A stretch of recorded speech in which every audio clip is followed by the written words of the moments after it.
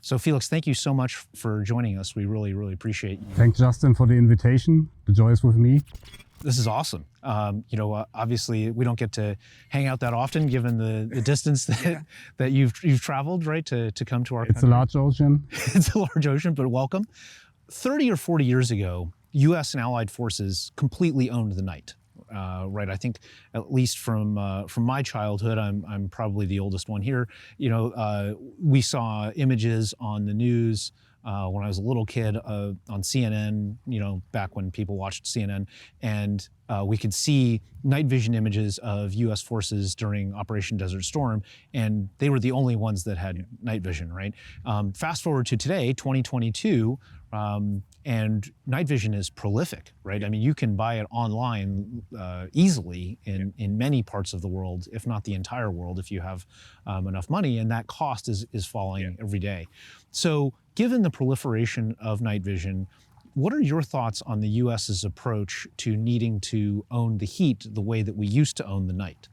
I think it's not the biggest factor that's out there, but what's important is it is a factor, and it needs a bit of overemphasis on the start to make it worth looking at, and that's what actually happening.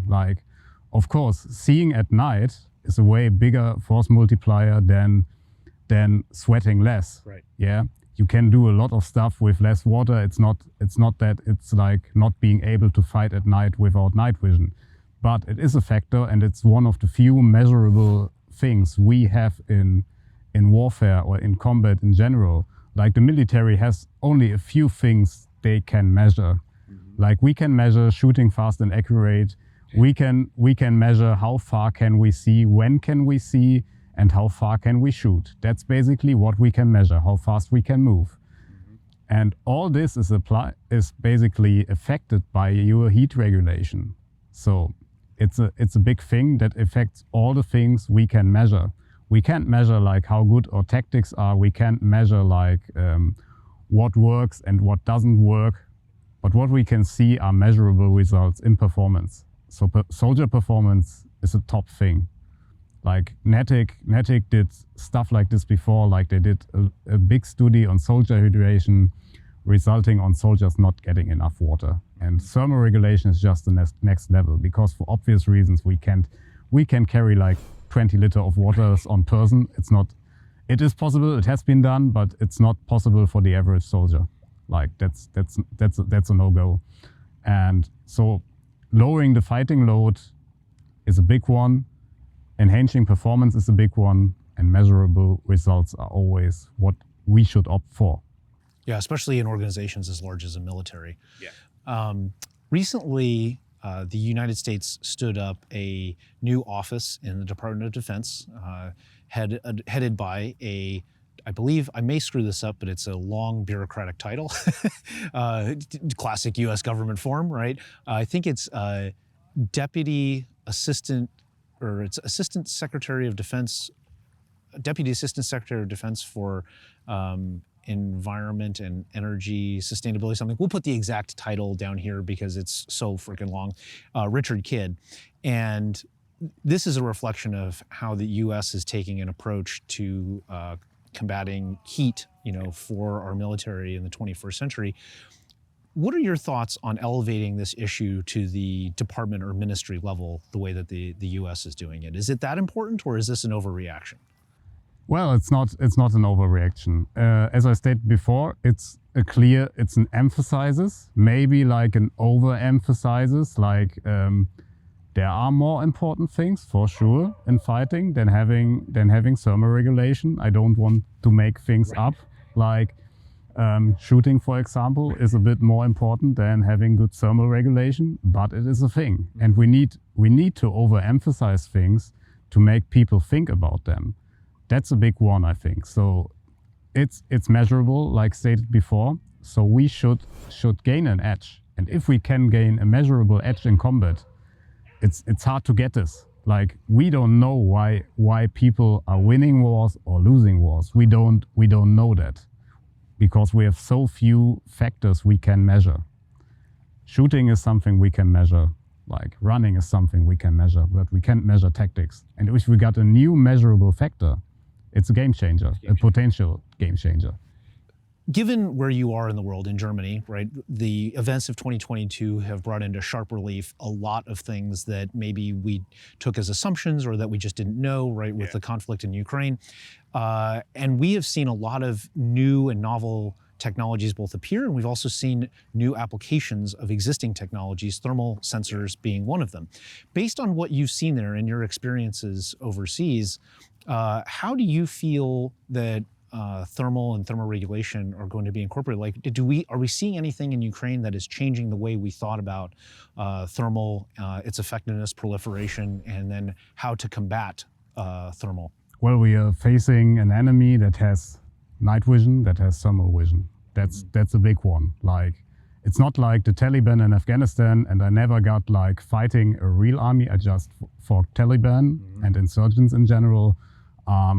They had night vision, they had thermals, but very cheap equipment, not the quality we see issued to Russian forces, not this peer quality. So approaching thermal regulation and looking into it as a protection system for thermal vision is another game changer. Because inherently, in order to protect against thermal sensors, you have to inherently block body heat, right? I think you said that the principles of thermal regulation are working always in both ways. And we had approached this thermal protection thing or thermal vision protection thing always from layering up, like blocking it. Right, blocking it. And for obvious reasons, we can do this in hot environments and we can do this while moving. So this is a new way of thinking, like cooling down instead of layering up. Like, it can work. Like, the science is there, it can work, and it's another way to think about it.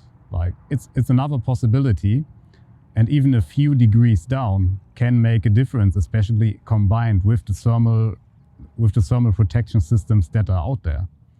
Like, we are talking about a few degrees we can change down. It's a great thing. Yeah. Well, it's certainly going to be interesting to see how this all unfolds and what advantages we can create for our warfighters. I think people shouldn't think too much in like fixed lines. I think a lot of people do think that our days in fighting in hot environments are over.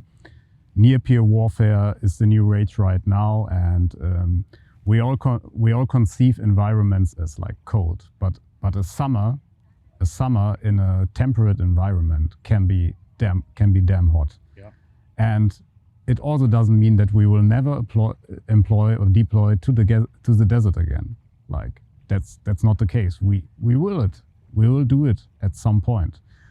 With all the heat change going up and economical crisis all around the world, those hot places will get hotter, and we will see missions there again. Right. Whether or not we ever deploy to the Middle East again, right, as Western countries is one thing, but whether or not we deploy to deserts is a completely different thing. And for me as an European, I come to the US and it's significantly hotter most of the time in most of the places. Right. Like, there are colder places. The US are big, but for me, the places I visit are significantly hotter. I need to change my equipment for that. So I'm glad having something like ice plates. So acclimatization is another thing. Like, maybe time and environment. What's usual for you is not usual for me, and getting those 3 days of acclimatization is great. And having the ice plate after that, be it as a hydration system, as a cooling system, or both. Right. Or a heating system, depending on your environment. Exactly, is also a great thing. Well, that's awesome. Thank you so much for joining us, Felix. We hope you guys will join us for the rest of this series. It's fascinating. We've got a lot of great stuff coming. We're going to cover soldier hydration, and we're going to cover some other interesting things that are not actually related to the military that I think all of you freedom-loving Americans are going to love, and frankly, even freedom lovers the world over. So we hope that you guys will join us in this super special Insights series. So we will catch you guys next time. Until then, stay frosty. Thanks a lot.